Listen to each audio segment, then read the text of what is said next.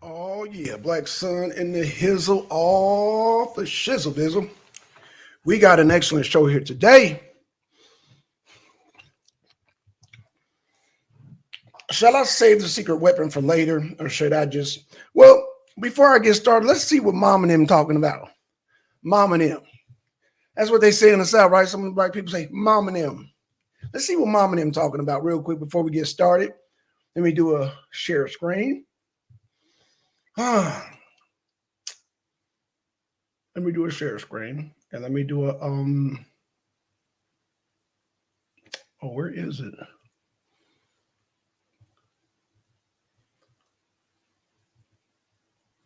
Okay, damn. Hold on, y'all. I gotta find this down because I got so many. I got so many articles from MD, but I think we already did some of these articles, MD. I gotta get some of my articles in. Democrat Action. Okay, here we go. Here we go. Let's play that video about Mom and them. See what Mom and them talking about. Let's see what Mom and them talking about. Let's see what Mom and them talking about. Let me play this video. What's going on, everybody? What's going on, Jay? Going on, Twin? Let's see what Mom and them talking about. Mom and them. I'm talking about Mom and them. She probably my age.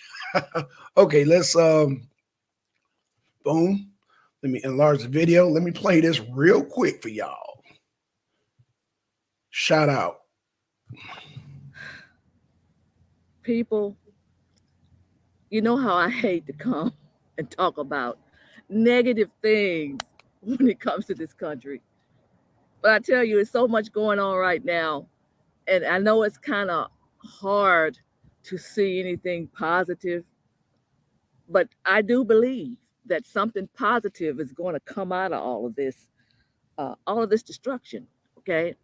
I mean, it's just every day is something different. Okay. We have the borders being overrun. I mean, the borders are wide open, and hundreds and hundreds and hundreds of thousands of people are just flooding our country. The majority of them, when you see the clips, when you see the videos, the majority of the people coming in are young, healthy men. You don't see them with wives and children. You don't see them with them. You see them by just millions. It looks like millions and millions, and it's like it never stops. It's just flowing and flowing, lines and lines, okay, of young men.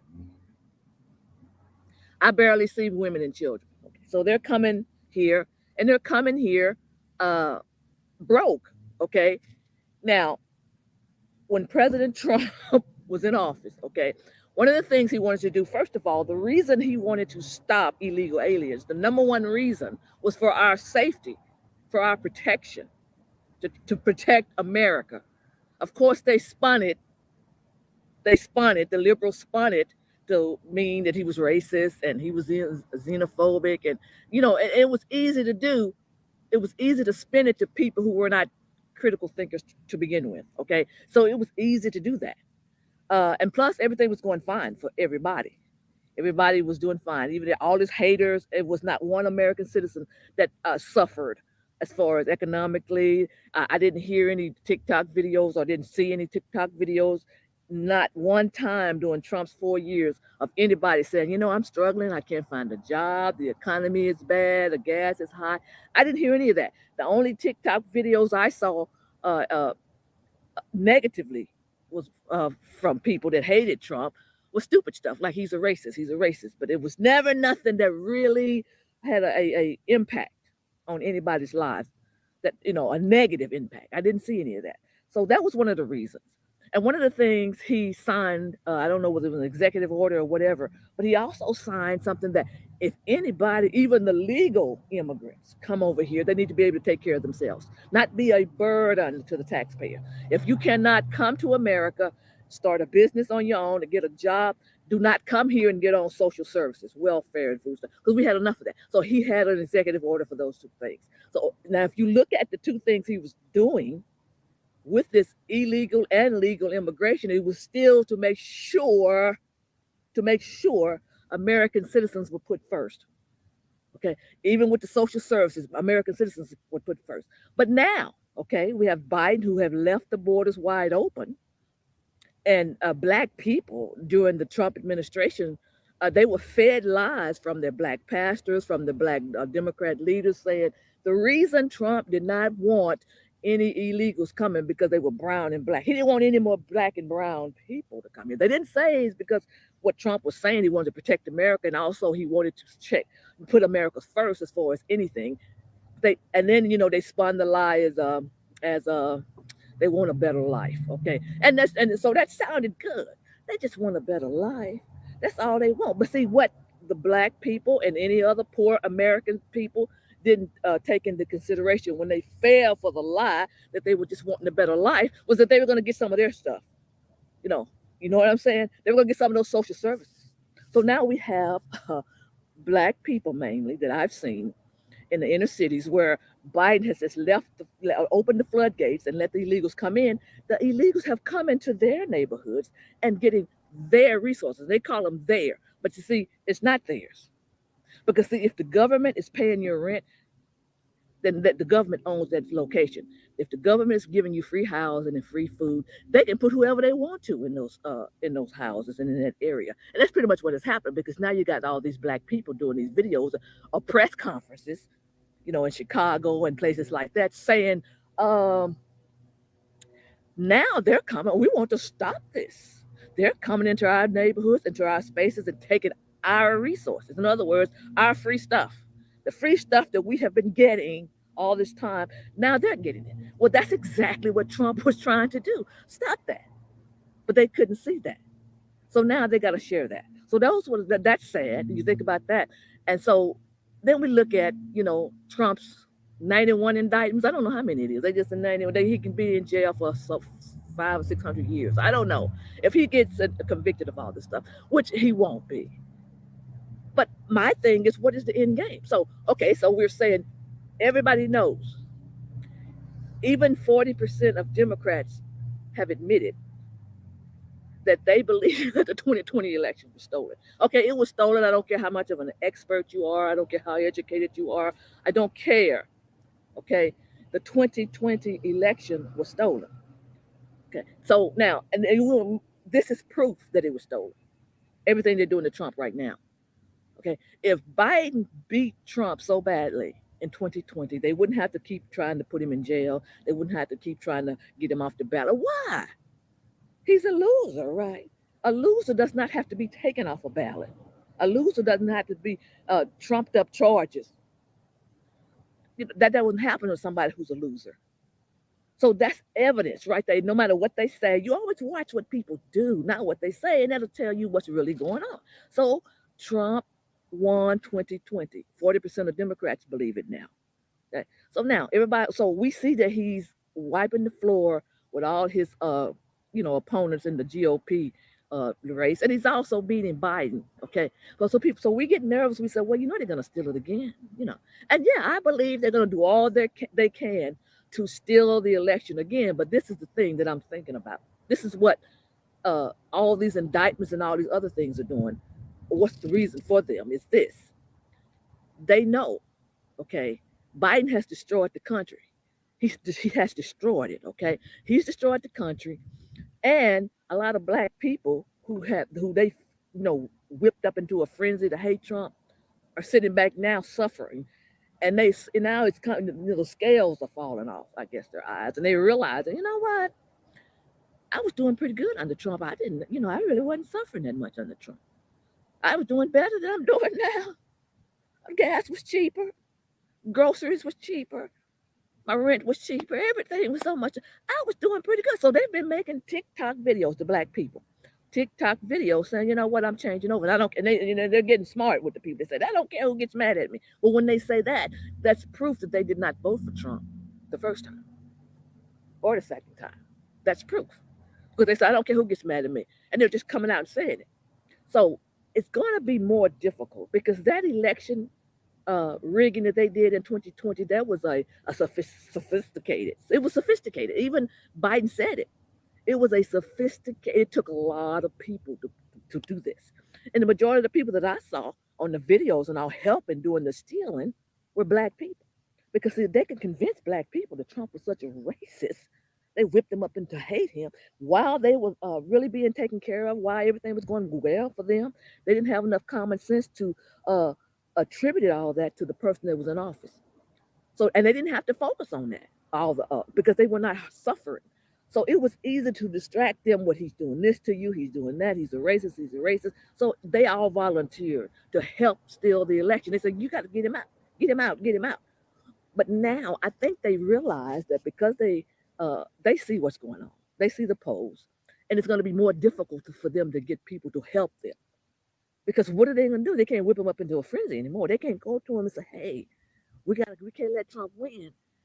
They can't say he did anything to them. They can't point to anything. And if they do, if they try to point to the, because listen, the whole time Trump was in office and they were saying he was a racist, I kept saying, what concrete evidence are they using to convince people that he's a racist?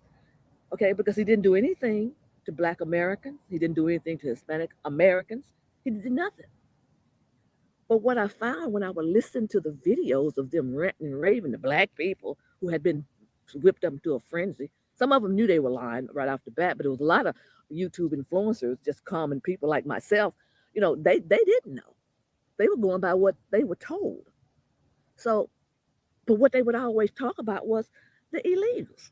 When they said Trump was racist, the only evidence they ever used, and I listened closely because I want to hear, what do y'all have? He's putting those Black and brown kids in cages at the border. That's what they used to say he was a racist. Okay, so all right, so they used that, and it worked. And then they said his rhetoric, and they never said what he said either. We were tired of his rhetoric. Well, what was the rhetoric? They never said what that was either. They were just regurgitating something they were told. So now, if these Democrats get ready to steal the election again, and they go to Black people, what are they going to point to now? They can't say, well, he's a racist. They can't use that no more because what they were using is exactly what's harming the Black people today, the illegals. So they can't say, well, he's a racist. He put those. They go, so we don't care nothing about those people at the border. We wish they would leave. That's what they're going to say. So they can't use that. They can't use his policies. They can't use anything. So yes, I know it's still some Black people that's still stupid and that'll help them still, but they know because it was such an elaborate, sophisticated rigging that they did. I don't think they believe that they're going to be able to get those many people to help them because they couldn't do that by themselves. They needed a lot of help. And so I don't know how many citizens they're going to get.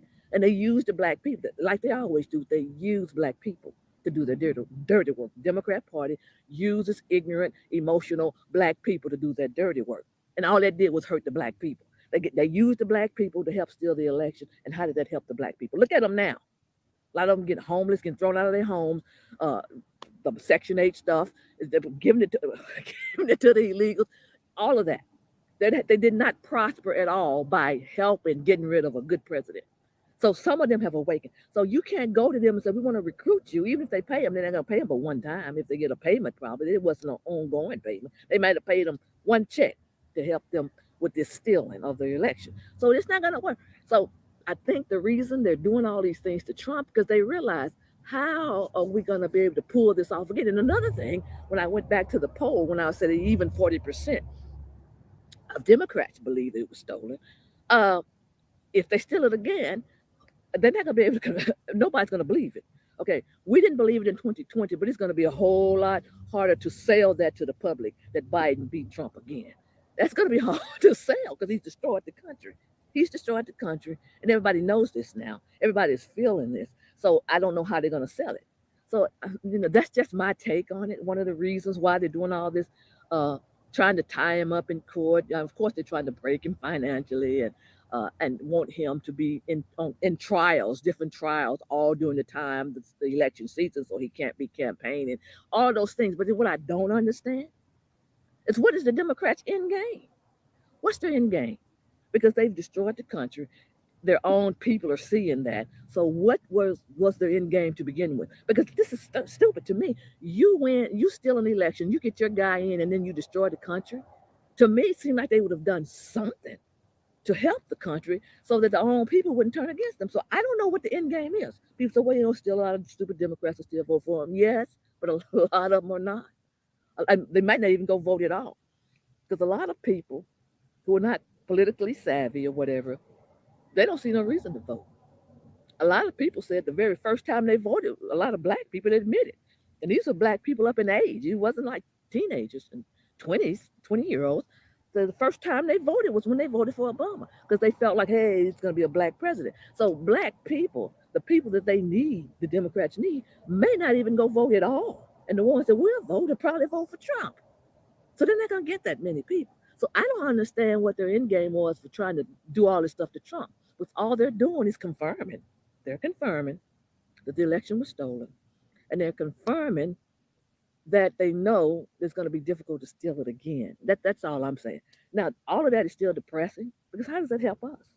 Because every day we have to hear this news about they're doing this to Trump, they're doing that, the illegals. I'm so tired of seeing the videos of all those illegals just coming across the border. I just can't watch them anymore. People keep sending them to me. I don't want to see them anymore.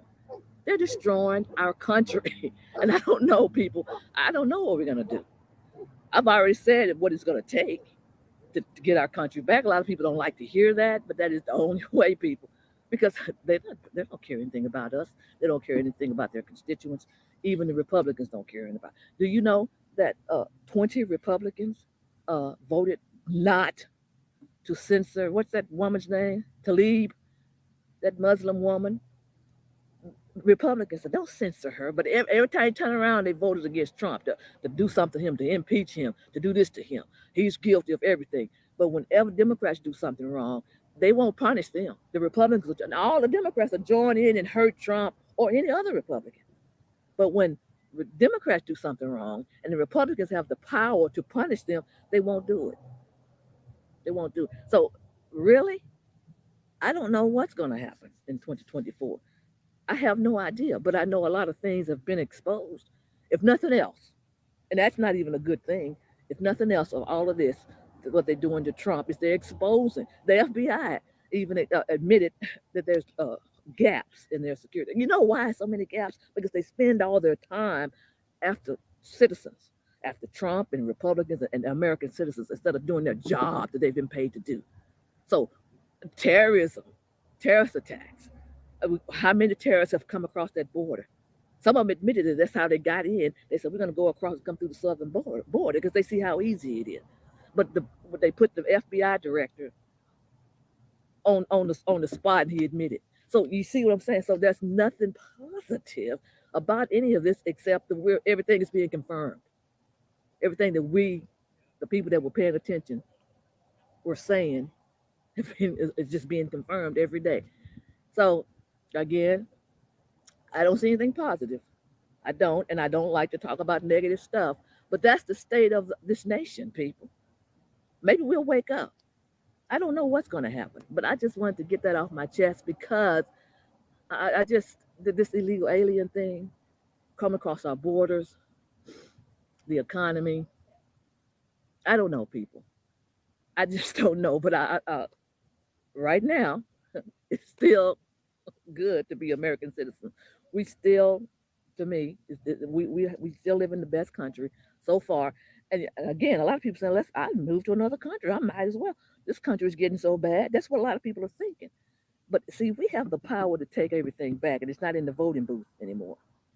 And if we don't do something quickly, they're going to take our country, Democrats and Republicans. They're going to have all these wars getting ready to happen. This is done on purpose, people. This is the reason. And the one they really want, they keep talking about Ukraine. They want to give more money to Ukraine, give a little to Israel. And we'll get whatever you feel about Israel, that's your own personal business. But notice that they still want to give more money to Ukraine. Why is that? Why is that? So we're worried about World War III. The borders are wide open and being flooded with illegals. And the economy and the inflation is not getting any better. That's all I can say.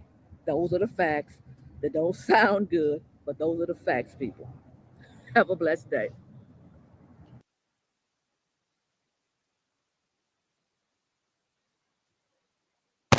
Shout out to Big Mama. Shout out to Mama and them.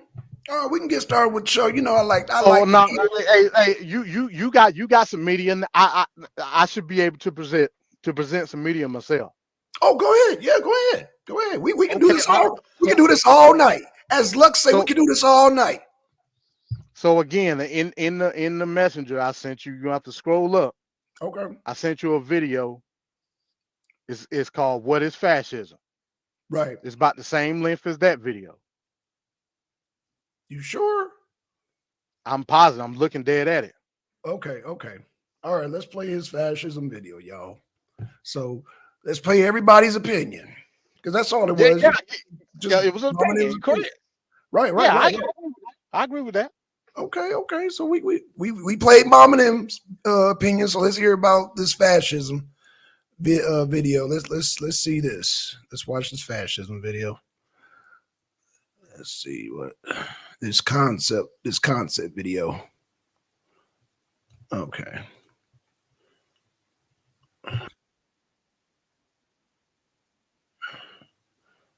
Okay. Let me share this tab. Oh shit. I have to come down. Share that. Boom. Okay. Yeah, I got so many windows open. Jeez. Okay.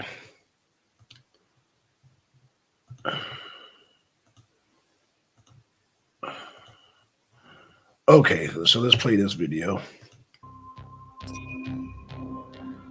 Fascism is immensely dangerous, but fascism is also probably the most egregiously and frequently misused word in political discourse, certainly in America anyways. This combination is a huge problem. I'll get more into that later, but for now, I believe it is irresponsible and cheap to recklessly throw this word around as a partisan attack or a sensational headline.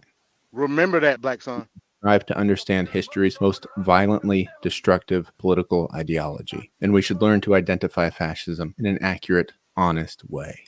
Only then can we realistically keep fascism out of our modern systems of governance. So with all that said, let's get started. Can you hear it? If you're looking Yeah, I can hear you. Yeah. Oh, okay, okay, for okay. the definition of Okay. fascism, that's too bad. Such a thing simply does not exist. Fascism cannot be holistically summarized by one-sentence quips or turns of phrases. Roger Griffin is perhaps the historian who is accepted to have gotten the closest, saying, "Fascism is a genus of political ideology whose mythic core in its various permutations is a palingenetic form of populist ultra-nationalism." Palingenetic here as in the rebirth of a nation, a revolution. Although elegant and accurate, Griffin's definition is a simplification that isn't functionally very useful. This definition alone doesn't make it any easier to pick out a fascist regime. A succinct definition of fascism has indeed eluded historians for decades, for a lot of reasons. People will often begin this conversation with the etymology of the word fascism. It is derived from an Italian word for a bundle of sticks.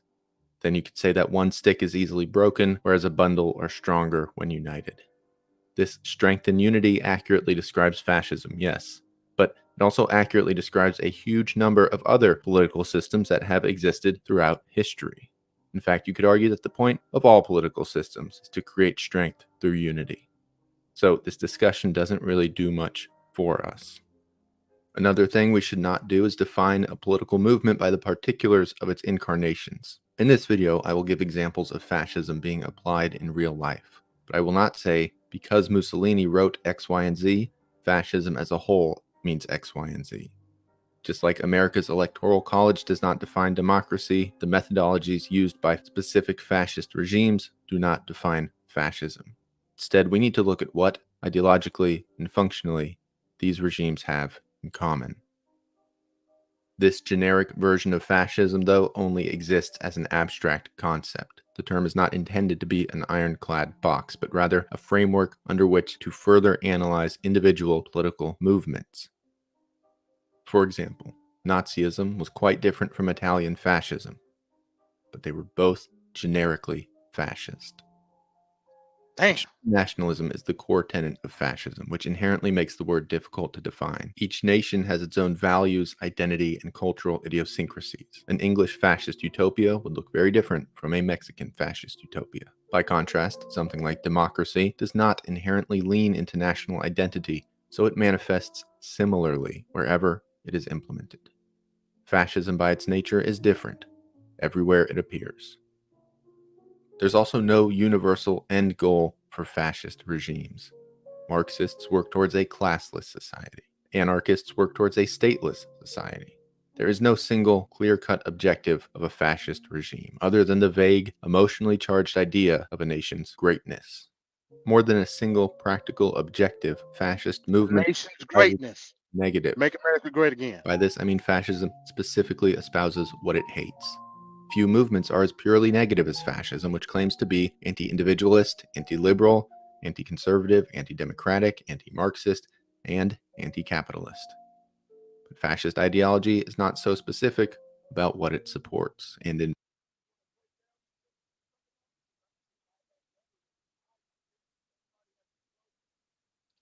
What's up? You got a question? I can't hear you if you're talking. Okay, what I'm saying is that everybody has a slogan. So buy back better, make America great again. Every politician has a slogan. So you saying every politician is fascist? No. So that was specific. You just said make America great again. I said buy back better. Again, every party does have a slogan. I do agree with that. Okay. The aspect of fascism that he was explaining was an aspect of nationally being great. Right. And That you was a said specific make word that was America, being used. right. You said make America great again. And Biden copied Trump by buy back better. Buy back better was an economic, though I disagree with that too. But buy back better was an economic. Well, I was just saying that every political ever since I'm every- not disagreeing back- with that, but that wasn't the point. What's the point then? The point is the aspect of fascism being constituted under nationalistic greatness. That's exact. That's verbatim what he said. Again, you could trace back to every single politician. Build back better. Is what? In fact, make America great again comes from the Clintons, and it goes before that. I'm not disagreeing. Okay. Again, Okay. you're making an argument. I'm You're just making saying an argument that I'm not making. it sounds a little deceptive, or it sounds a little disingenuous on your end when you say that, and I'm like, dude, I don't know how many. What did I say? I didn't say nothing. You said when I said make America great again. Right. So because that's the aspect of fascism that I'm pointing. Right. So I'm adding in buy back better and all these other slogans throughout the years that I've heard. Okay. All right. So so I'm just like, dude, no argument from me. You continue the video. Okay. And that goes for your Chris Christie's and your Nikki Haley's too. Okay. Which they got smoked last night by Vikaswamy, man. Man, get out of here, bro. And that's what they're saying. Vivek won. You done lost your damn mind. They saying Vivek. Yeah, hey, that's okay. Well, now him and Nikki Haley was going at it, but to me, Nikki Haley didn't win the debate. Chris Christie didn't. Vivek didn't want no smoke with Chris Christie. Didn't nobody want no smoke with Chris Christie. According to the Post, according to all the news articles that you like to use, they're saying Vikaswamy stole the show. So that's hey, this is we can bring the article up. I would like to see that. Better. I'll do better than that. I'll bring the videos up. How about that? I'll do even better. I'll just bring the videos up. Make it quick. Make it quick and painless for you. Because they all it's really a unanimous thing. They're saying it's not. Now that's a lie. It ain't unanimous. It's unanimous by CNN, by NBC, CNN, and I think ABC. They all. It's all about Vikaswamy. But okay, I just saw the they was doing a review show on NBC, and it was unanimous on NBC that Chris Christie won. Really? Okay, you play the article and you play the video, I'll play my video. So again, there is no unanimous consensus saying so you got the video? Won. You got the video? Continue with the video. You wasted time. Let's go with the video. So you ain't got the video, y'all. Let's keep playing it. Okay. I didn't say that. Oh, I just asked you had a video and you dancing. Okay, I just want to know because I got what dance on. What do you? I just said I saw. What I'm saying. Check this out. What I'm saying is obviously this network that you're talking about is contradicting themselves. So I wanted you played the debate. Black son. NBC played the debate. All I wanted you to do was show where they said that, and I will show you that. Continue on, and we'll do it. Continue on, and we'll do it. Cool. Okay. Cool. That's all I'm saying. In practice, fascist movements have acted in disagreement with these aforementioned antis, which even further muddies the water. Fascism is really a set of philosophies and methods, and these things also appear in a bunch of other non-fascist systems of governance. So it's easy to see something that is present in fascist regimes and then assign that thing itself as the definition of fascism. For example, if a political party is trying to silence their opposition, that alone does not make them fascists, despite that being a tool used by fascists. Remember, I Now, with said all that the said, vehicle. we can still identify fascism. Fascist regimes, whether they came to power or not, have things in common. We can break down the ideology of fascism in a meaningful way. It just takes some patience. This game, you're not ready for. In his book, Fascism, Comparison and Definition, historian Stanley G. Payne offers this table to explain fascism. More than any single sentence or definition, this table effectively communicates what fascism is. Again, though, this is not a hardline, ironclad definition, but rather it provides a framework for a generic idea of fascism. Fascism is built on an idealistic, almost utopian approach to extreme nationalism. Fascism says with this philosophy alone, a society can build itself into a great nation, in charge of its own destiny and united by the blood of its people. This extreme sense of national greatness is the heartbeat of fascism. Fascism promises to create a new culture and a new nation which is capable of achieving greatness in ways that previous societies simply could not. It does not promise improvement, but instead a whole new paradigm of existence for a nation. Fascism further seeks to radicalize. Because that wasn't the slogan. That wasn't the slogan. I mean, he clearly said extreme nationalism through the blood of the nation or the people. Then he turned around and said the greatness upheld by the extreme notion of the public, basically the public opinion or the people. That wasn't a slogan. So greatness through a collective aspect of whatever ideology you perceive from a nation or a national aspect. That's all I wanted to say.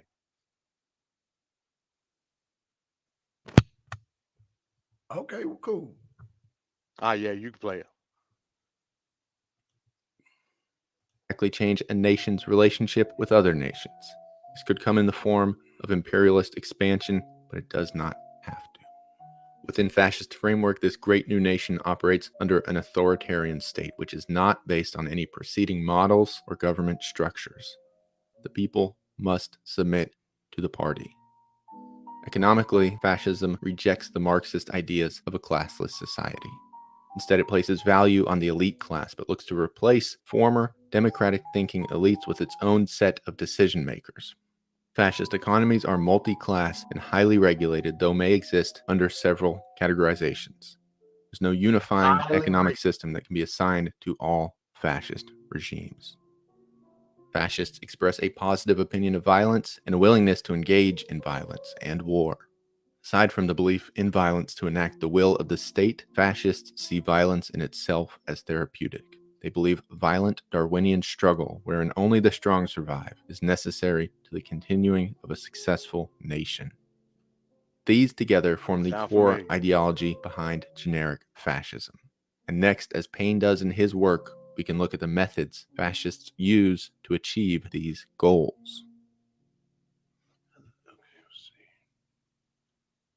Fascism provides ways to organize and execute its plans. Again, taken individually, these methods can be found in other non-fascist regimes, but collectively, they make up the generic fascist methodology. The first is mass mobilization. Fascists are not interested in controlling a small sector of elites like many. Man, that thing is 24 minutes long, MD. Goddamn. That when it wasn't that long. Hold on.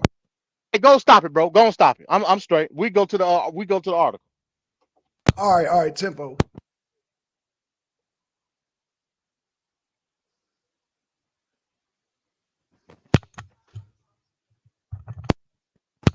Okay. Yeah, I mean that lady video was like 20 minutes long, bro. But all right, we go. You sure? If it was 20 minutes long, I'll play the video, man. This thing, it wasn't that long, bro. All right. Hey, go ahead, bro. Hey, at this point, go ahead. All right. any other political movements are. Instead, fascists seek No, to I was saying go. revolutionize society from the bottom up by mobilizing the masses towards their own. You want to get started with the articles, right? Might as well, man. Might as well. Okay. Y'all check out that video. It's fascism. What is fascism? Y'all check that out. I'll give y'all the link. Whew. All right. Okay, let's go with the first article. Let's start with we're gonna start with the green of this week, man. We're gonna start with this article.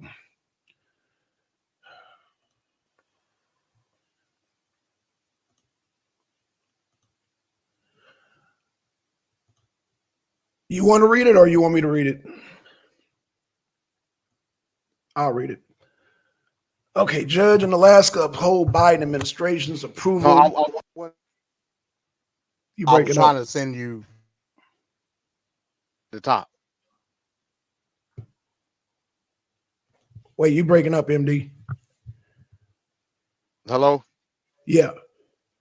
Yeah. We can start with this one. I got it, bro. Just zoom in. Okay, got it. Okay.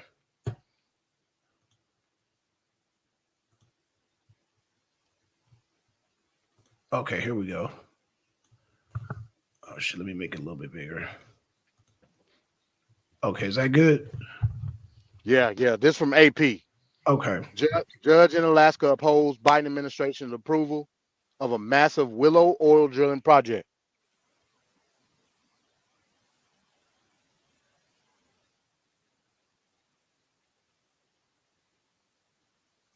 Juneau, Alaska. A federal judge on Thursday upheld the Biden administration's approval of a Willow oil drilling project on Alaska's remote North Slope, a massive project that drew the ire of environmentalists who accused the president of backpedaling on his pledge to combat climate.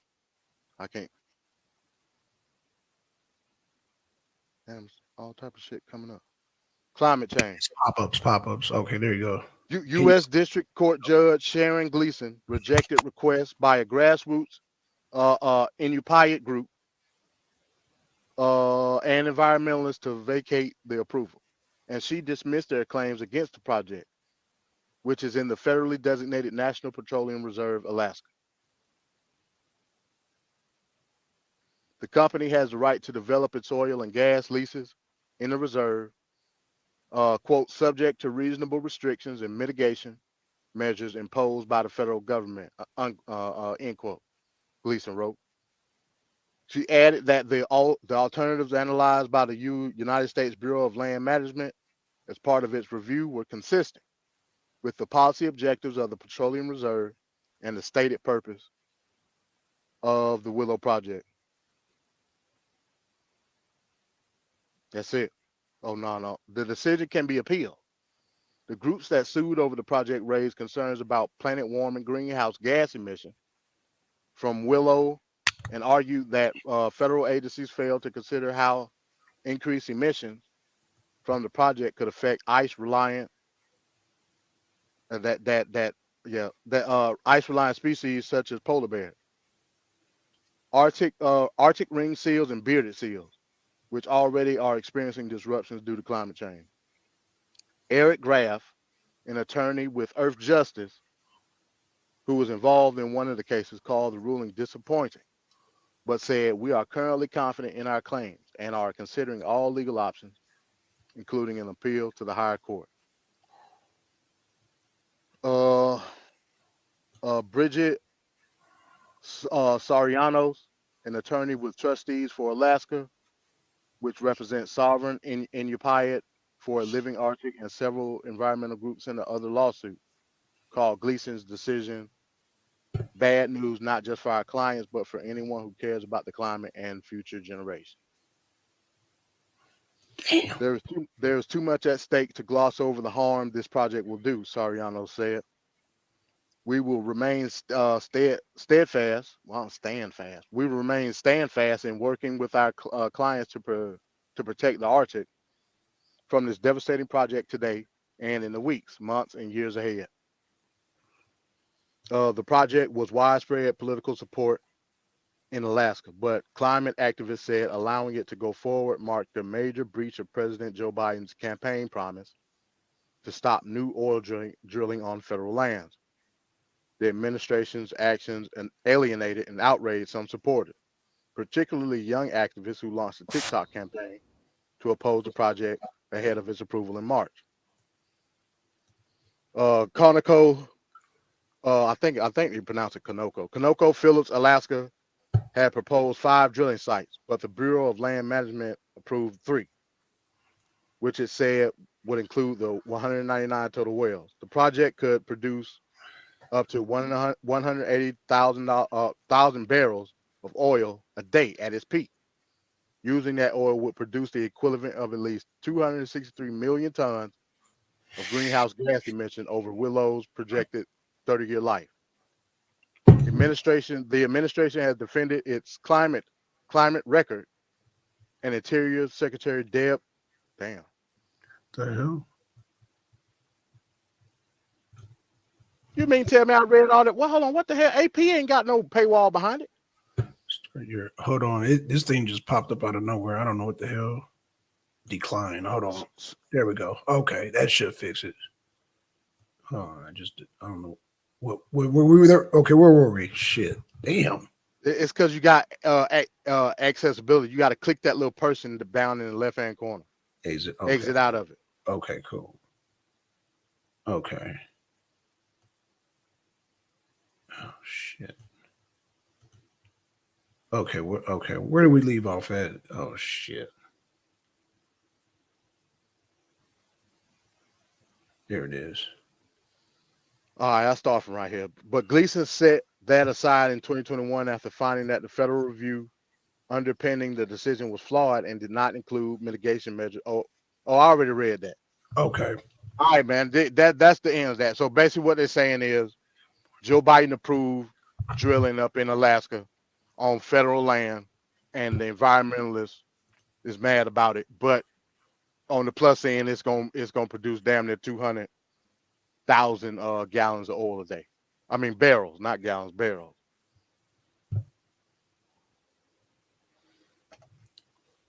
So, and you know, in which angle you look at it, it could be bad for Biden on the progressive side, good for America on the production side. Depending on how you look at it. All right. Let me bring up this article Newsweek. What we'll do, we'll go back and forth between the arena this week and the arena abroad. So let me do a share screen. Let's see. Yeah, this one. Okay. Share. Okay, so this one's by CNN.com. And it says, let me blow this up a little bit. Oh, shit. Okay. And it says, Zelensky invites Trump to Ukraine and says former president can't bring peace because of Putin. Okay.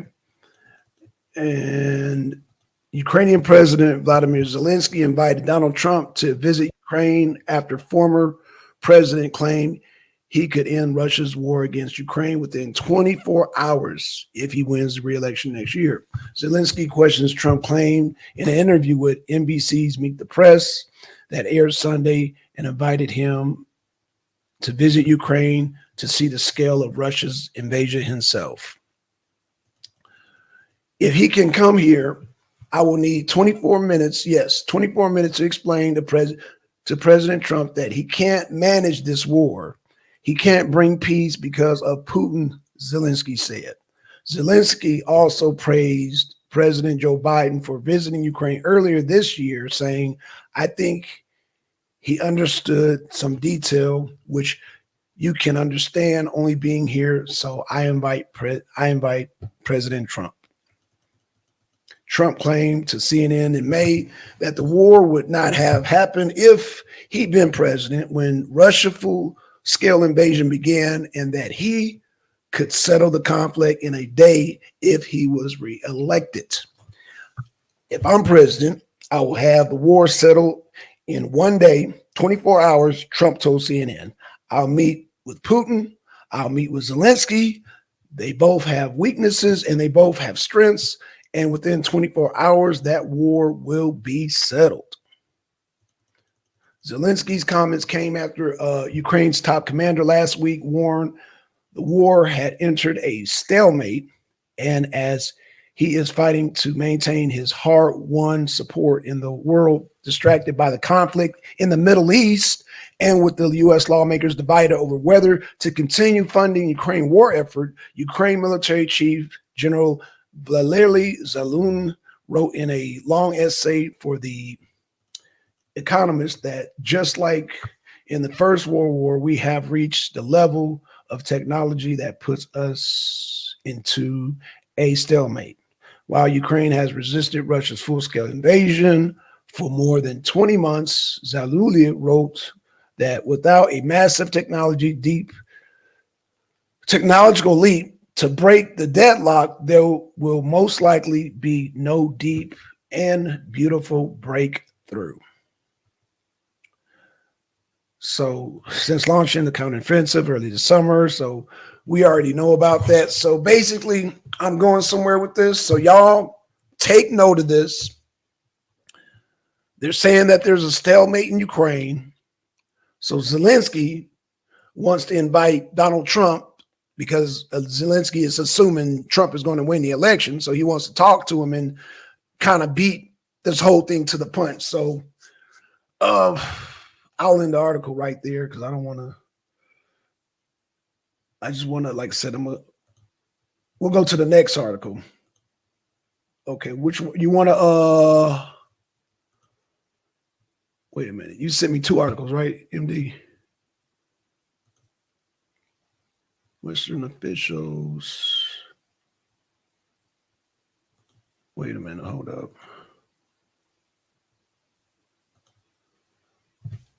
Yeah, I mean, Okay, I it's believe- literally the one right above the one that I read first. It's the House passes GOP bill for Okay. Israel aid package. Okay, hold on one second. Hold on, I have to bring it back up because Windows open. Hold on one second. Okay, so let me pull. So you just read the. Hold on. Okay, here it is, right here. I found it. Okay, so House GOP. I thought I had that already up, but okay, here we go. All right, let me blow it up for you so you can see it. Boom. Okay, there you go, MD. It ain't. Oh shit, hold on. All right, let me. House passes. There we go. All right. Boom. Let me see if I can. Oh shoot. The hell. Oh shit. Hold on.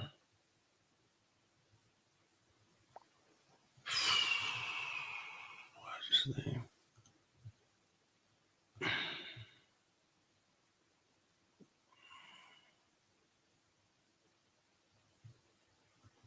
Okay, there we go. All right. Okay, here we go. Here we go. I couldn't find a damn scroll down bar. Hold on one second. Damn, what the hell's going on? Okay, house. There we go. Share.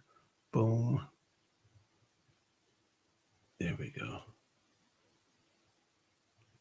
Yeah, this from Axios. Okay, there we This- go. the, Okay. House passes GOP's $14.3 billion Israel aid package. Okay, let me scroll down. The House on Thursday, which was today, voted to pass legislation providing $14.3 billion in military assistance to Israel while cutting funding to the IRS, which is good. That part. Why it matters. The bill puts the House deeply at odds with the Senate, which is poised to ignore the GOP measure altogether in favor of bipartisan legislation funding Israel, Ukraine, and Taiwan. The IRS clawback infuriated Democrats and fueled their concerns about the willingness of newly elected Speaker Mike Johnson to work across the aisle. driving the news, the House voted 226 to 196 to pass the emergency supplemental spending bill, with most Republicans voting for it and most Democrats voting against it. Right-wing Representative Marjorie Taylor Greene, Republican of Georgia, and Thomas Massie, Republican of Kentucky, both perennial skeptics on foreign aid, voted against the bill. 12 Democrats voted for the bill, mostly staunchly pro-Israel Jewish members and those from swing districts. By the numbers, the bill includes $4 billion for Israel's Iron Dome and David Sling, which is the other Patriot missile defense system they got, as well as an additional $1.2 billion for the development of the country's Iron Beam. Now, I don't know if anybody ever seen that Iron Beam, but basically that's going to replace the Iron Dome. The Iron Beam is literally a laser beam that can shoot shit out the sky. But in any event, like, we ain't even got no shit like that. But continue on, go scroll down. Oh, you did already. It also includes $200 million for the protection of U.S. government personnel and emergency evacuations of American citizens, and $4.4 billion to replenish Pentagon stockpiles to replace munitions and weapons sent to Israel. The bill offsets the Israel aid with $14.3 billion in cuts to IRS spending from the Inflation Reduction Act. The intrigue, rather than saving money, the nonpartisan Congressional Budget Office determined the IRS clawback would add $12.5 billion to the federal deficit over a decade due to lost tax revenue. The backdrop, Democratic leadership whipped forcefully against the bill, according to multiple Democratic sources. House Minority Leader Hakeem Jeffries, Democrat in New York, quite firmly made the case against the bill in Democrats' closed-door caucus meeting on Thursday morning, according to a senior White House, senior House Democrat. Jeffries argued that Israel aid has always been bipartisan and that politicizing the issue was cynical. He was backed up by several committee ranking members.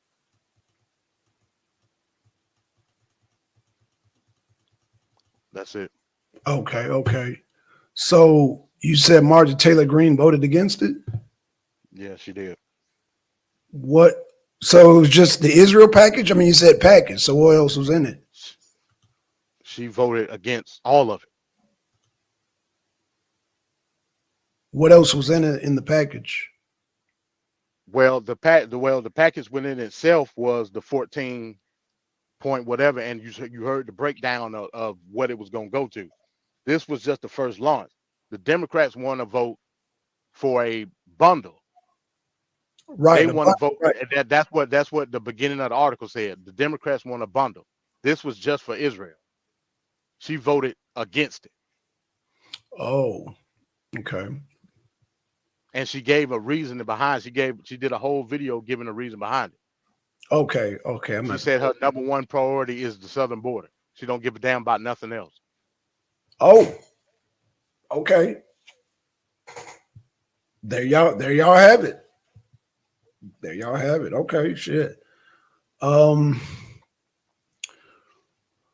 Okay, let me read my second article. Damn. So that's just the first part of it. Okay. Let's see. Okay, this is by Newsweek.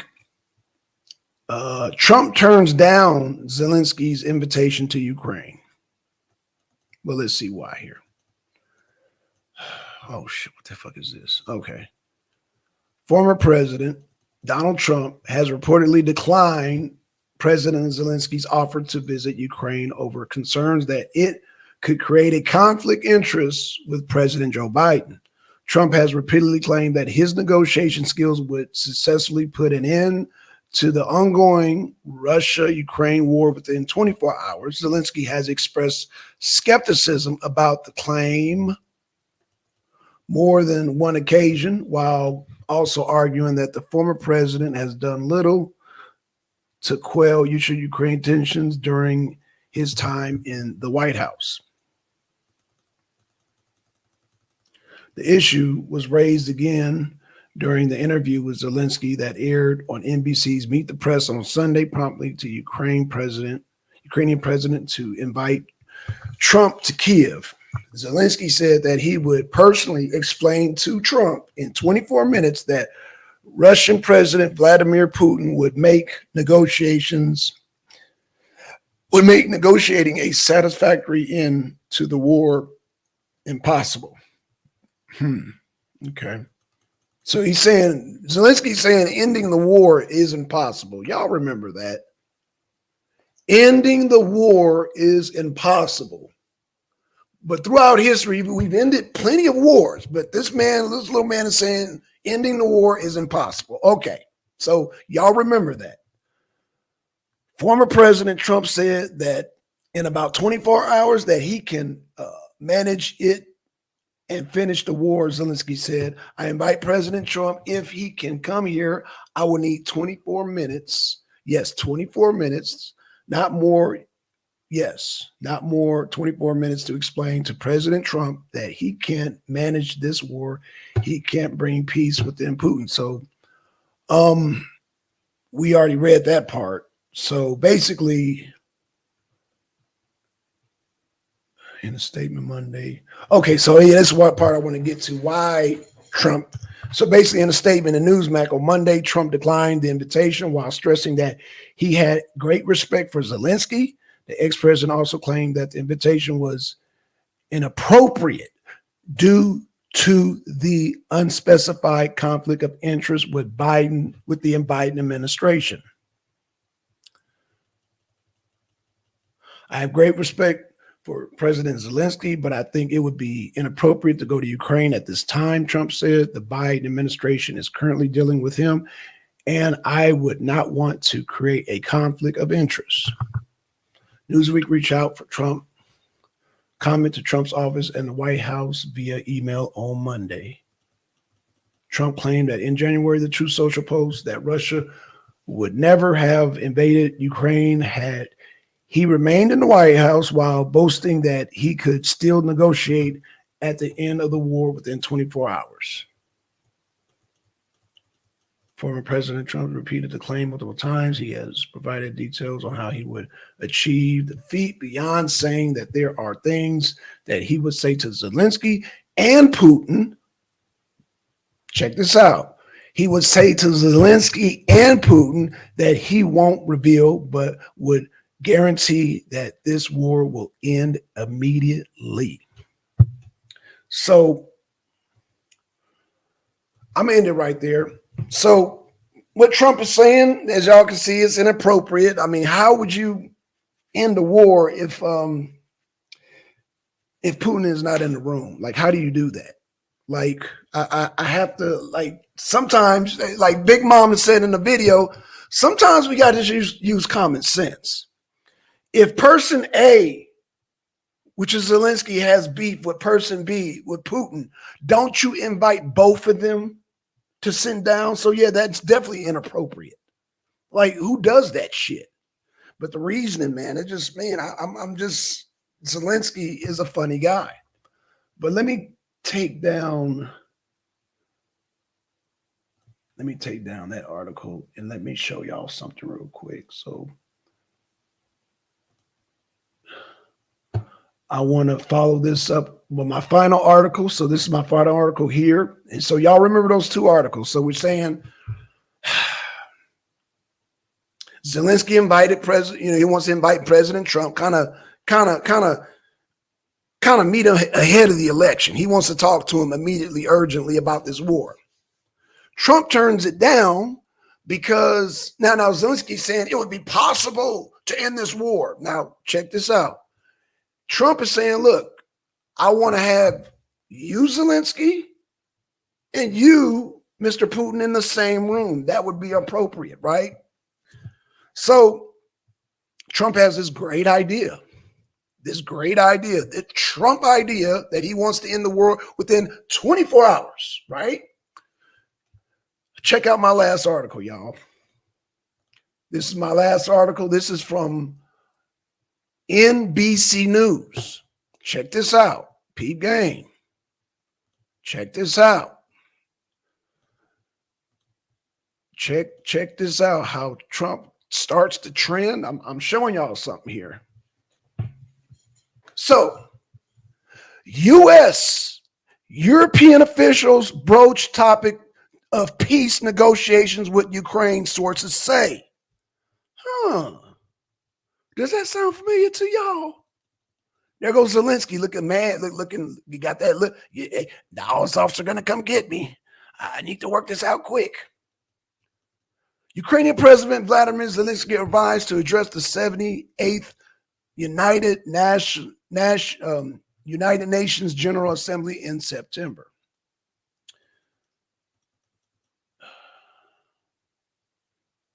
Washington, okay, U.S. and European officials have begun quietly talking to Ukrainian government about what possible peace negotiations with Russia might entail to end the war. I'm gonna let that sink in, y'all. Mind you, he said it's impossible to end the war. Did y'all remember that? Did y'all remember Zelensky said it would be impossible to end the war? Trump is not even in this article. U.S. and European officials have begun quietly talking to Ukraine government about possible peace negotiations with Russia to end the war.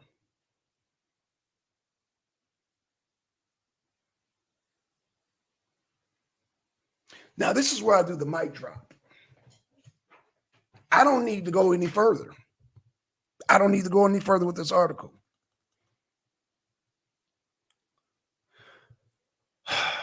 You know what? I'll go just a little bit further. Let me read this next. Let's see. According to one current senior U.S. official and one former senior U.S. official familiar with the discussions, let's close down to the next one. The conversations have included very broad outlines of what Ukraine might need to give up to reach a deal. Let me read that again. The conversations have included very broad outlines of what Ukraine might need to give up. Like, Zelensky, you might need to give up this fantasy that you're going to win the war. You might want to give up this fantasy that we're going to just continue to keep funding you. When goddamn Italy stopped funding you, Hungary stopped funding you, and is it Hungary? And what's that other damn country? I'm sorry, y'all. Okay, it's Hungary and Slovakia. Slovakia, Hungary, and Italy. So yeah, you're gonna have to give up. You might need to give up to reach a deal. So Ukraine might need to give up to reach a deal.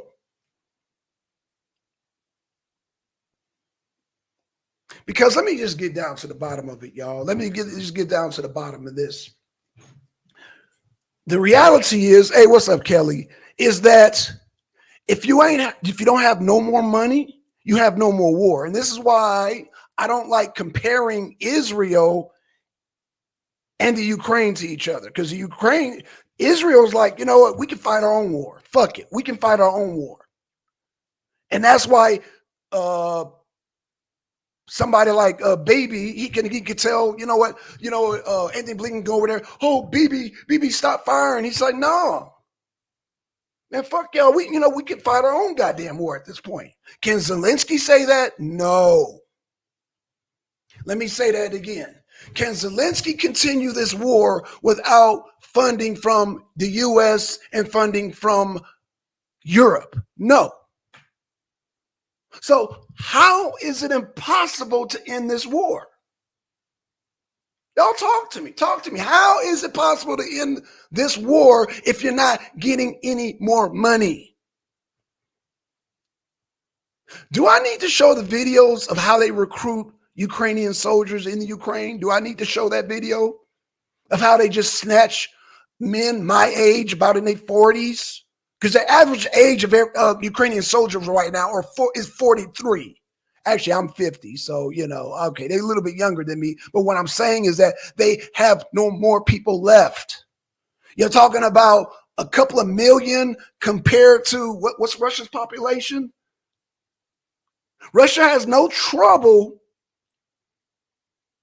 recruiting soldiers. Ukraine is having trouble recruiting their soldiers. But I tell you what we need to do, Zelensky, because I know what Trump's going to do. He's going to go over there and say, look, Zelensky, I know you used to be an actor. You can come back to your mansion in Miami and you can be an actor again. Trump is going to go into apprentice Trump mode and talk to this man. He's going to talk to this man's soul because Trump is going to talk that business. He's going to talk that money talk at the end of the day. The well is dried up. No more money for you, Zelensky. What kind of sense does it make? We keep funding Ukraine, but their goddamn neighbor, Hungary, is no longer supporting it. Oh, Hungary's part of NATO, by the way. Slovakia is saying, no, we're not funding them no more. Another neighbor, by the way. Oh, Italy. We just watched a video on fascism and all that. Y'all check that video out. Italy said, you know, we can't do it no more. So what I'm seeing here is the dominoes falling. I see the dominoes falling, and it's funny because people might say, well, you know, the dominoes didn't start to fall until the whole Israel situation came up.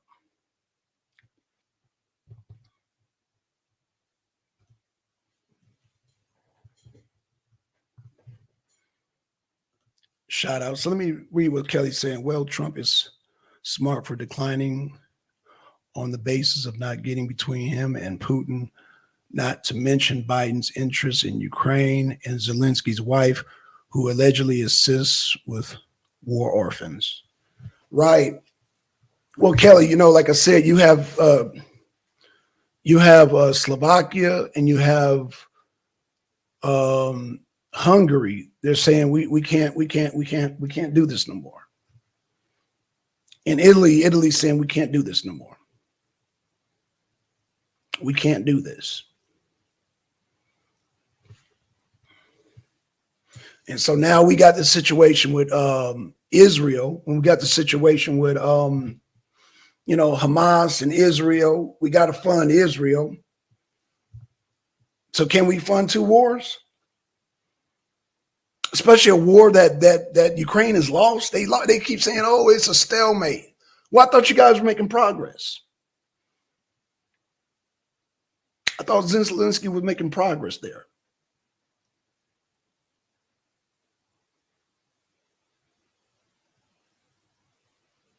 Did he make progress in the Donbass? I don't think so. In Luhansk, Donetsk? No, I don't think so. But let me bring up a video real quick. I want to play something for y'all. I want to play something for you guys. Hold on. Talking heads are ditching Biden. Oh, that's interesting. That just came across my thing. Oh, by the way, y'all, real quick, I think Gavin Newsom. Now the talk is Gavin Newsom. Gavin Newsom is the talk now. They're talking about putting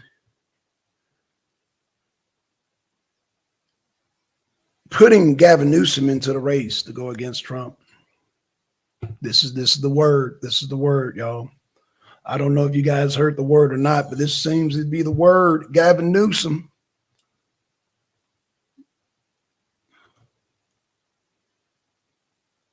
Let's see what Jay says. Jay says, facts. Ukraine was getting pushback. Yeah, that's a fact. They were getting, I mean, hell, the worst beating they took down, Jay, was Bakhmut, the town of Bakhmut. They took the worst beating because they tried.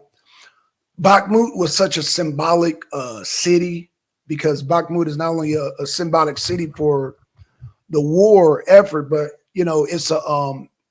it's a mining city that has coal and I forgot what other resource. So the fight with Bakhmut was so desperate on Zelensky's end because he's like, man, if they take Bakhmut, they take a resource city.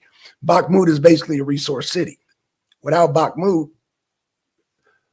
Ukraine loses one of his top resource cities, and that was one of his top resource cities, I believe. Coal, and I forgot what other resource. I think it was some type of uranium or something.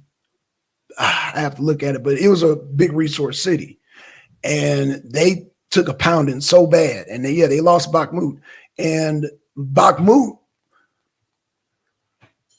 They got so desperate that Bakhmut was known as the meat grinder, meaning that the Russians knew that they would want to take the city, and they had set up to where the defense, it was only one way in. The Russians had, it was almost like Bakhmut, this was their defense, right? And when the people go in, they called it the meat grinder. One way in, and they just, like a meat grinder. If y'all seen them, their little sausages, they just grinded them to a pulp, man, and they defeated them. So I'm trying to figure out what city did they take. They didn't take Crimea. Like, they're sending little drones over that they send bombs on the coastal shore of Crimea. They're still sending drones over and missiles over to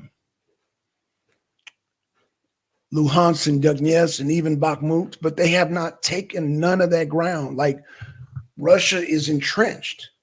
So when Trump goes over there and sits down with Zelensky and sits down with Putin, do y'all expect Putin to give up the ground that they fought for and won?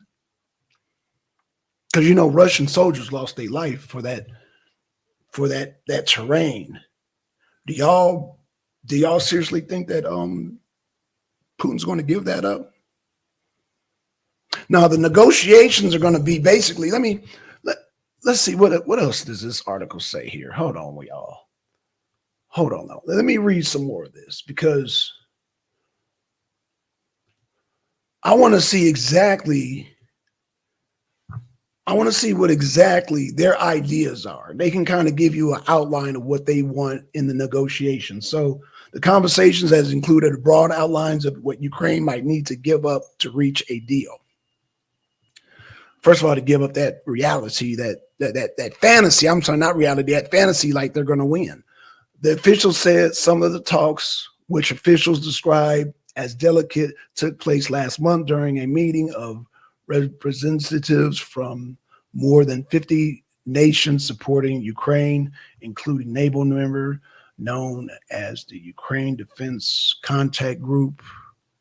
The officials said the discussions are an acknowledgement of the dynamics military on the ground of Ukraine and politically in the U.S. and Europe, officials says. They began amid concerns among U.S. and European officials that the war has reached a stalemate about the ability to continue providing aid to Ukraine. So can I speak on this? Let me speak on this stalemate real quick.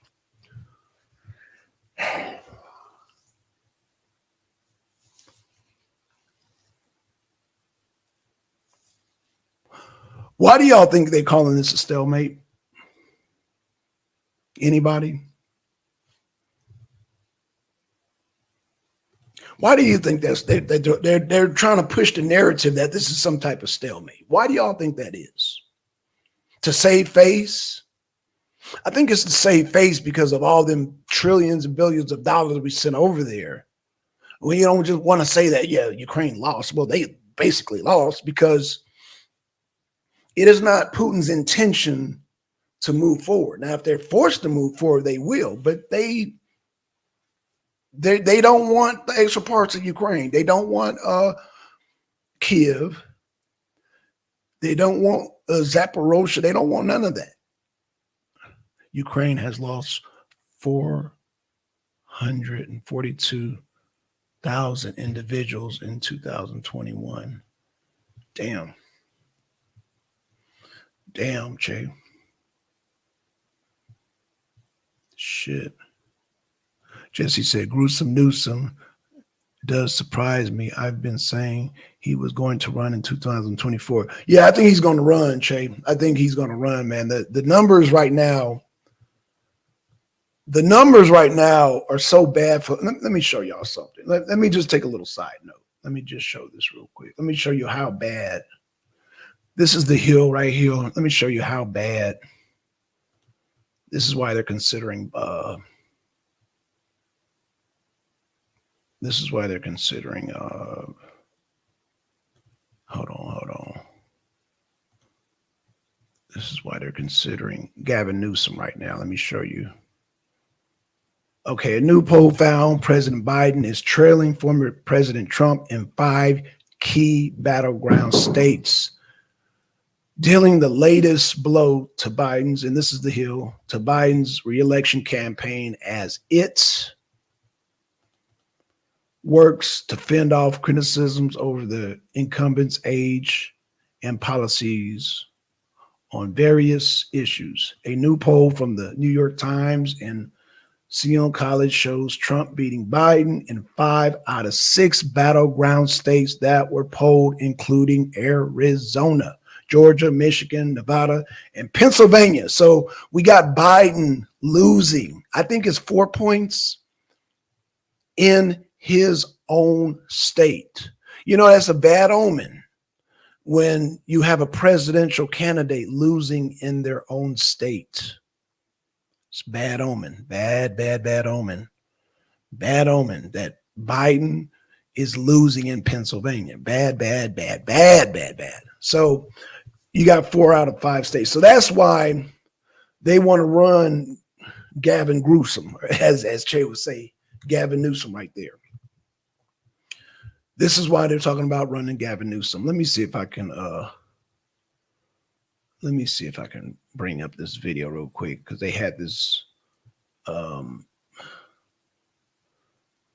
what's his damn name? Y'all give me a second. His name is what was that boy's name? He kind of spilled the beans on the Tucker exclusive. Hold on. 4 minutes ago. She's really scared now. Yeah. 1 hour ago. Okay, so y'all. Oh shit, I'm trying to bring up that article. I do apologize. So yeah, basically, yeah, they're talking about Gavin Newsom. You know, I don't know if you guys realize Gavin Newsom went over to China. He visited China, and he visited. Where else did he visit? I know he visited China. You know, he went over there to talk, and I guess, you know, what they got is, what's the name? Xi Jinping coming over here to California. And yeah, there's talks, there's whispers about Gavin Newsom running because the Democrats are in panic mode right now. They're in panic mode. So let me see if I can bring this up real quick, because I'm trying to remember what video. Panic. There we go. Doc Rich. Okay, y'all. Let me play this real quick for y'all. Doc Rich. Doc Rich. Let me play this for y'all. And let me get y'all take on y'all. See what y'all think about this. Remember, Swami calls out the establishment. Oh, that's a good video. Trump was right. Okay, let's keep rolling. So, panic is setting in. I'm trying to find that video. Panic is setting in.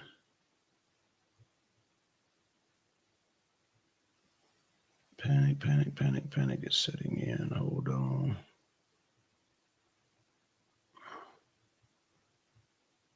Okay, I'm about to go to the main channel. Hold on 1 second. Panic is setting in. The video was just here.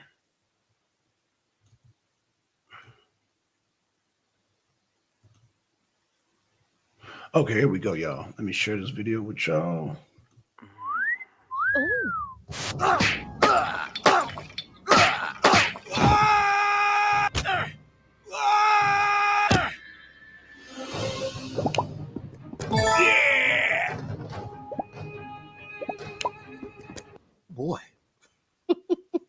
Like, share, comment, and hit that subscribe button if you are new.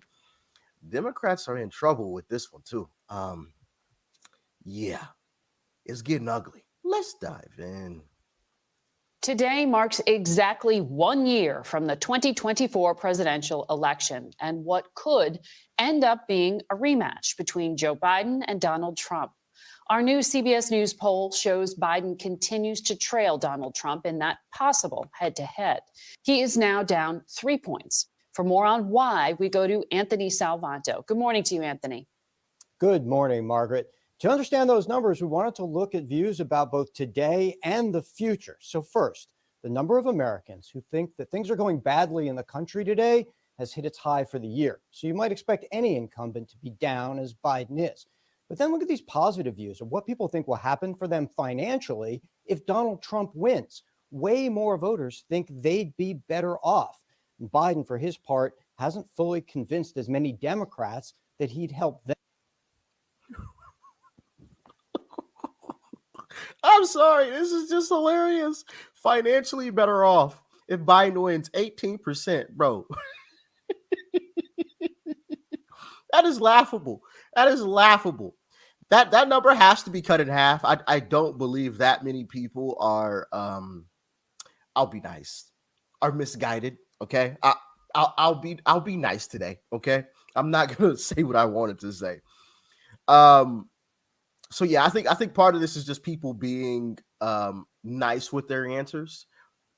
Y'all let me know. I'd say that number is probably closer to single digits, 9 or 10%.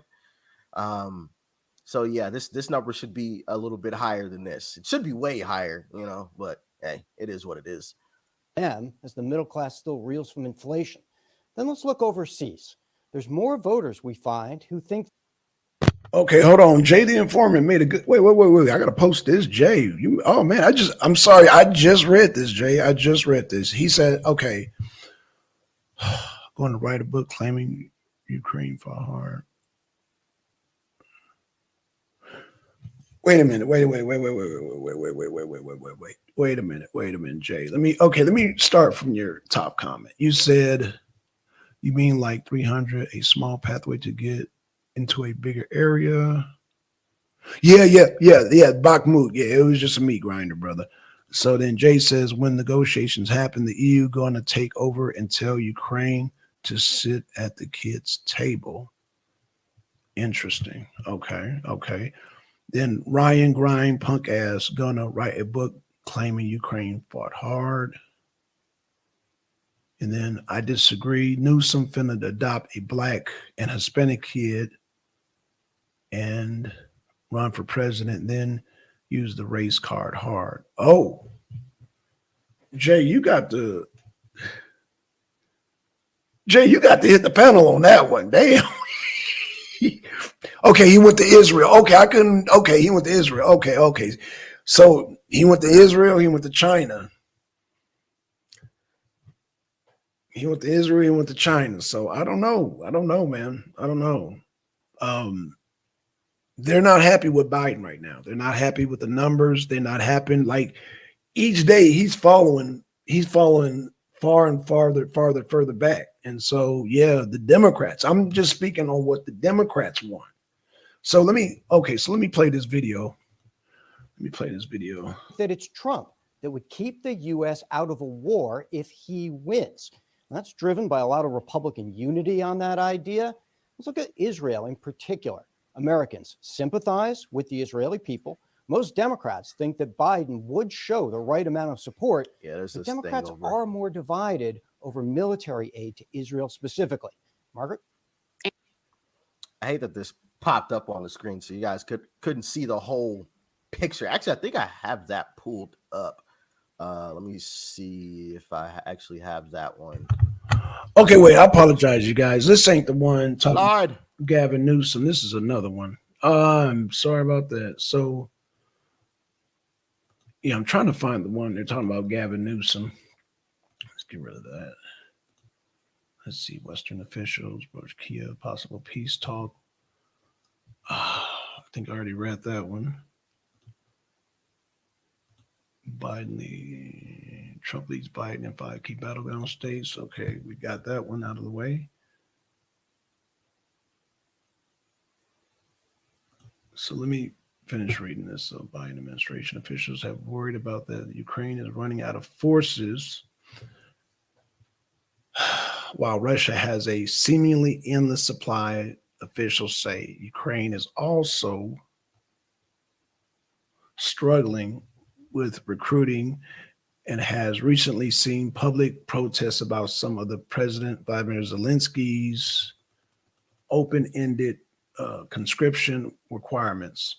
And there is unease in the U.S. government with how much less public attention the war in Ukraine has garnered since the Israel-Hamas war began nearly a month ago. The officials said, damn, it's been a month. Officials fear that the shift could make securing additional aid for Kiev more difficult. You don't say. Some U.S. military officials have privately begun using the term stalemate to describe the current battle in Ukraine, with some saying it may come down to which side can maintain a military force the longest. Neither side is making large strides on the battlefield, which some U.S. officials now describe as a war of inches. Officials also have privately said Ukraine likely only has until the end of the year or shortly thereafter before more urgent discussions about peace negotiations should begin. U.S. officials have shared their views on such a timeline with European allies, officials said. Any decisions about negotiations are up to Ukraine. Adrienne Watson, spokesperson for the National Security Council, said that in a statement, we are focused on continuing to stand strongly in support of Ukraine as they defend their freedom and independence against Russian aggression. We've heard that before. Okay. The administration. Okay, so yada, yada, yada. So y'all get the gist of this, man. Cut this article out. So yeah, there's so much propaganda I can read, so much bullshit I can read, man. Yeah, so basically, man, Ukraine, I mean, Zelensky has no bargaining chip at the table. You're using other people's money. You're using the U.S. money. You're using NATO's money. You're not using your own money. You're banging men that are past a prime, age 42 and up, to go into your war. And you want to talk about bargaining chip, negotiation, or are you talking about, oh, it's impossible. It's impossible to end the war. It's impossible to end the war, Zelensky says. I'm trying to figure this logic. I can't figure this logic out. Like, this is the weirdest logic to me.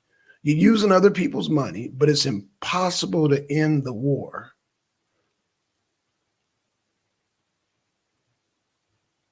At this point, Zelensky, people are saying that whole Ukraine war is a money laundering scheme, and I'm gonna put my tinfoil hat. I think you're trying to bribe Trump at this point. I think you think Biden is dirty like. I think you think Trump is dirty like Biden.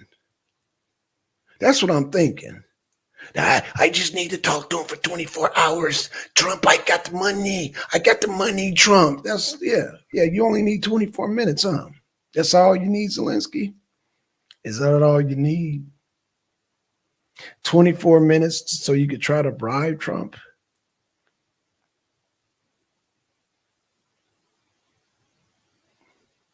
That's what it sounds like to me, because there's no such thing as a war that's impossible to end.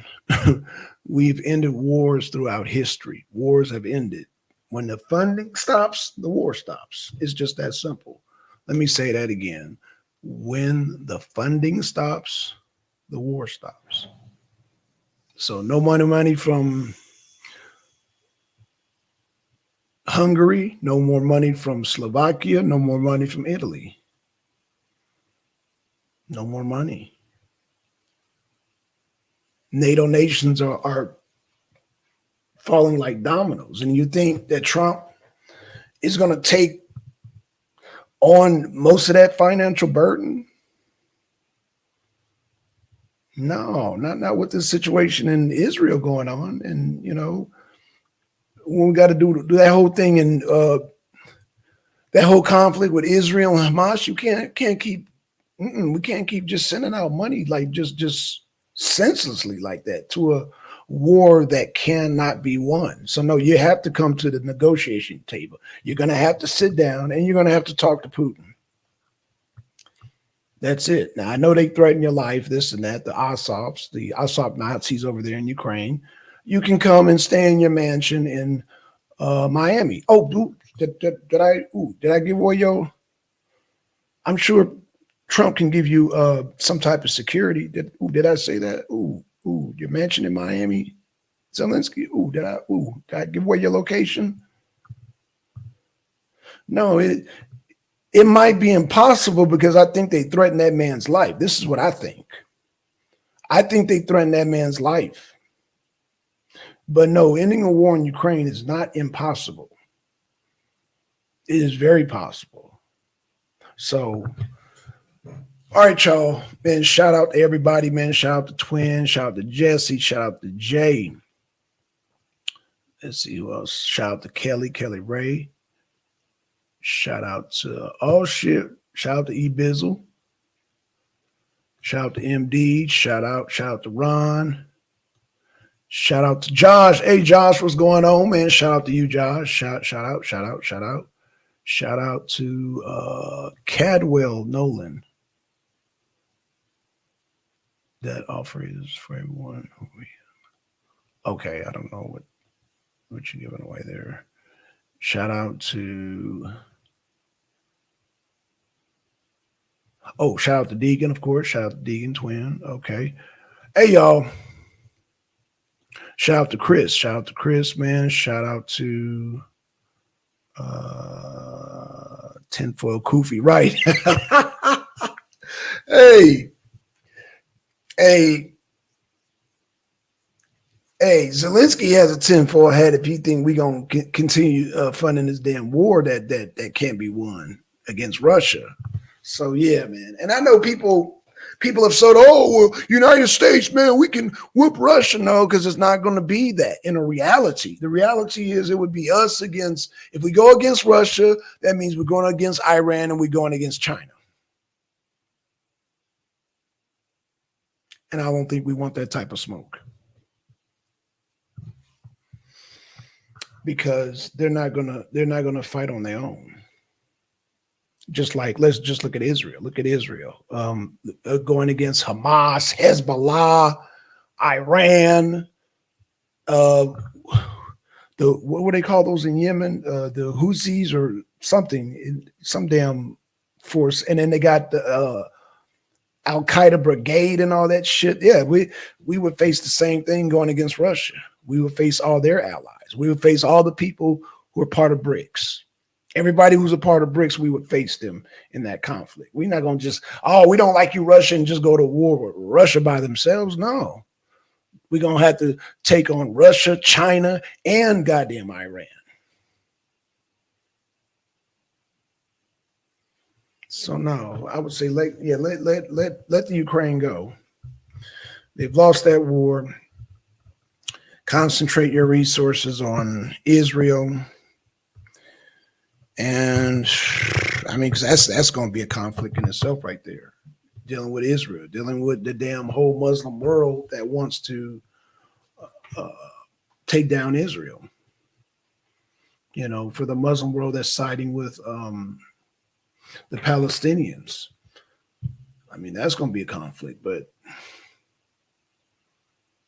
They say you can't fund two wars, man. So, hey, man, with that being said, hey, I'm going to do a weekend review tomorrow. On Friday, and let's see what time it was. I was probably start around the same time, 6:30. So with that being said, man, we out, y'all. Peace.